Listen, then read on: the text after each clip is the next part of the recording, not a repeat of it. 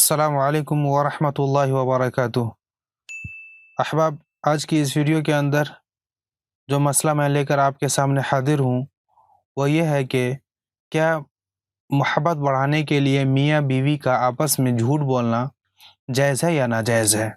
تو چلیے ہم دیکھتے ہیں اس کو حدیث کی روشنی میں کہ آیا کہ یہ جھوٹ بولنا جائز ہے یا ناجائز ہے۔ اس سے پہلے کہ میں حدیث مبارکہ آپ کے سامنے پیش کروں، آپ سے گزارش ہے کہ اس ویڈیو کو مکمل اور آخر تک ضرور دیکھیں، چونکہ آخر میں اس حدیث سے متعلق بہت ہی اہم مسئلہ آپ سے شیئر کرنے والا ہوں۔ تو چلیے بڑھتے ہیں حدیث مبارکہ کی جانب۔ حضرت اکرمہ رحمہ اللہ کہتے ہیں کہ حضرت ابن رواحہ رضی اللہ تعالیٰ عنہ اپنی بیوی کے پہلو میں لیٹے ہوئے تھے اور ان کی باندی گھر کے کونے میں سو رہی تھی۔ یہ اٹھ کر اس کے پاس چلے گئے اور اس میں مشغول ہو گئے۔ ان کی بیوی گھبرا کر اٹھی اور ان کو بستر پر نہ پایا تو وہ بھی اٹھ کر باہر چلی گئی اور انہیں باندی میں مشغول دیکھا۔ وہ اندر واپس آئی اور چھری لے کر باہر نکلی، اتنے میں یہ فارغ ہو کر کھڑے ہو چکے تھے اور اپنی بیوی کو راستے میں ملے۔ بیوی نے چھری اٹھائی ہوئی تھی۔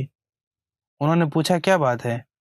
بیوی نے کہا ہاں کیا بات ہے، اگر میں تمہیں وہاں پا لیتی جہاں میں نے تمہیں دیکھا تھا تو میں تمہارے کندھوں کے درمیان یہ چھری گھونپ دیتی۔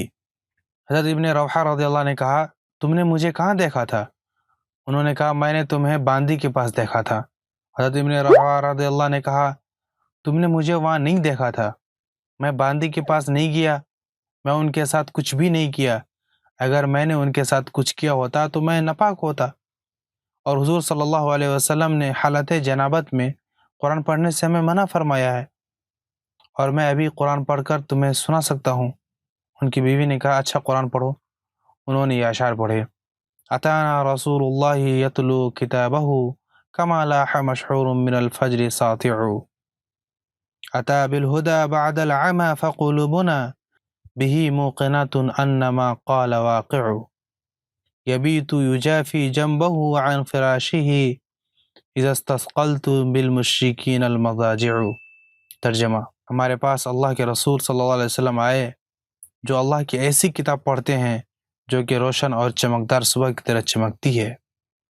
آپ صلی اللہ علیہ وسلم لوگوں کے اندھے پن کے بعد ہدایت لے کر آئے، اور ہمارے دلوں کو یقین ہے کہ آپ نے جو کچھ کہا ہے وہ ہو کر رہے گا۔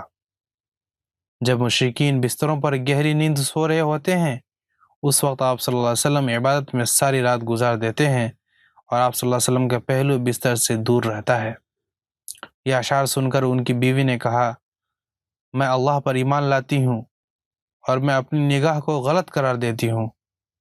پھر صبح کو حضرت ابن رواحہ رضی اللہ نے حضور اکرم صلی اللہ علیہ وسلم کی خدمت میں جا کر یہ واقعہ سنایا تو حضور صلی اللہ علیہ وسلم اتنا ہنسے کہ آپ صلی اللہ علیہ وسلم کے دندان مبارک نظر آنے لگے۔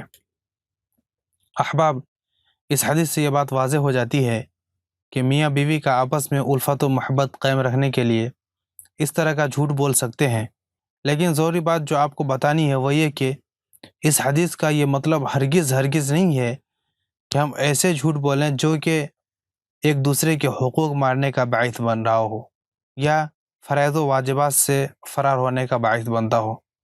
اللہ ہم سب کو جھوٹ سے حفاظت فرمائے۔ آج کے لیے بس اتنا ہی، ملتے ہیں پھر کسی نئی ویڈیو کے ساتھ۔ اپنا بہت سارا خیال رکھیے گا، تب تک کے لیے خدا حافظ۔